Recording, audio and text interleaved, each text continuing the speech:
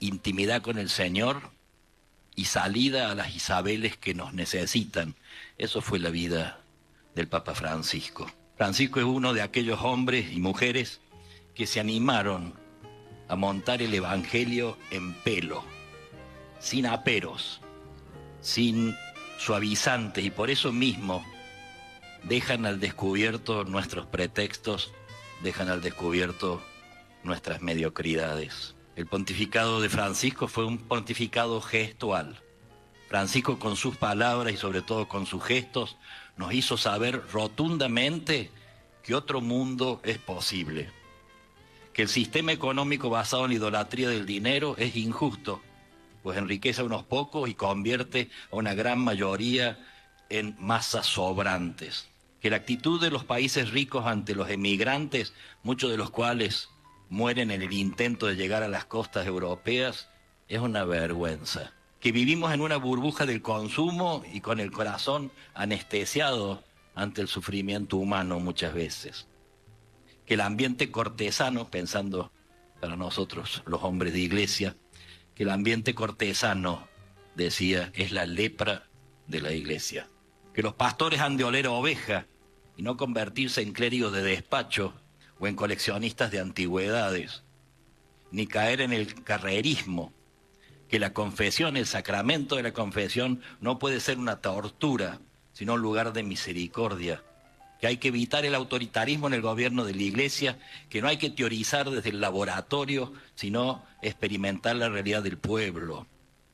Nos invitó a respetar la diversidad y a recordar que la Iglesia no es una ONG piadosa, sino la casa de Dios, que ha de despojarse de todo lo mundano y acoger a todos.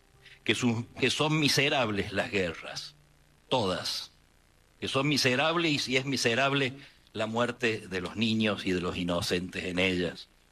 Que las confesiones religiosas del mundo deben aunarse para resolver el problema del hambre y de la falta de educación. El pueblo creyente y no creyente ha captado los gestos del Papa Francisco. Besar a un niño discapacitado, lavar los pies a una joven musulmana el Jueves Santo, ser Lampedusa, la isla aquella, el primer viaje apostólico, donde llegan los que venían del norte de África en sus barquitas, usar sus zapatos viejos de antes, los de siempre, no vivir en los palacios apostólicos, viajar por Roma en un sencillo y pequeño coche, conceder entrevistas a periodistas no creyentes, enterrar en el cementerio del Vaticano a un hombre de la calle que falleció en la columnata de San Pedro, llamar desde hace meses, todos los días, a las 19 horas, al párroco de Gaza, que es argentino, y que cuida de una multitud de refugiados. Y en estos días, hace poquitos días, el envío de 4 ambulancias de última generación a Ucrania. Y uno podría seguir haciendo una lista inmensa, ¿no? Gestos. Gestos que no los inauguró con su pontificado, los heredó Francisco de Jorge Mario Bergoglio, y soy testigo de eso. Su pobreza personal no es oportunista ni es mediática. Todos saben que fue siempre austero hasta el sacrificio. Bergoglio ha sido coherente con su sentida opción por una vida pobre, con una sencillez evangélica que descolocó muchas veces las prácticas y las costumbres vaticanas. Sencillo no solo en la ropa y en el lenguaje, lejos de discursos abstractos, sino en las costumbres, rechazando modismos palaciegos, rechazando ritos y formalidades que no reflejan la simplicidad del Evangelio de Jesús. Francisco abrazó a las viejas, dicho cariñosamente, besó a los pobres, visitó a cualquiera, atendió y llamó a las personas más sencillas, mostró una iglesia despojada y en salida. Se cansó de pedir a los curas que estuviéramos disponibles para el pueblo, que nos mantuviéramos abiertos a la escucha y al diálogo, que no fuéramos jueces implacables, que saliéramos a las periferias, que nos ocupáramos de los descartables de la sociedad. Les gritó a los jóvenes: vuelen alto y sueñen en grande, no balconeen la vida, Métanse en la vida como Jesús, hagan lío, no tengan miedo de cuestionar. Jesús no se quedó en la ventana mirando, sino que se metió en nuestra historia. Él no tuvo miedo de nuestros líos. Ustedes valen mucho, decía Francisco, no lo olviden nunca, jóvenes. No se vendan, no se alquilen. Son únicos y son necesarios. Son el ahora de Dios.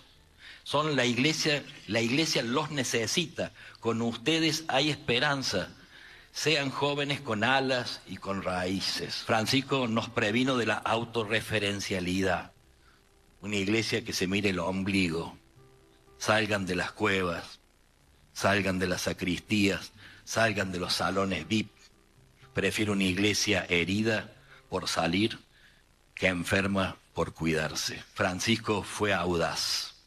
No se echó nunca atrás, por más que intentaron voltearlo con calumnias y con ataques. Y a los hombres de gobierno les recordó que su misión es cuidar las fragilidades del pueblo y no aprovechar el poder para obtener beneficios personales, sino para cuidar a la gente, para sostener y promover a los más débiles. Cuidar, en general, es una palabra que al Papa Francisco lo definió y que él encuentra plasmada sobre todo en la figura de San José, a quien él le tenía una especial devoción. Francisco nos repitió hasta el cansancio: déjate misericordiar. Uno de los felices neologismos, invitando a las personas que se llenan de culpas y de escrúpulos a dejarse perdonar, a dejarse envolver por la ternura de Dios. Los más frágiles encontraron en él siempre un padre, poseedor de una magnanimidad con la fragilidad humana que va a marcar su papado. Los pobres, los frágiles, son los que mejor entendieron y los que mejor disfrutaron la designación de Francisco y los que hoy seguramente más lo lloran.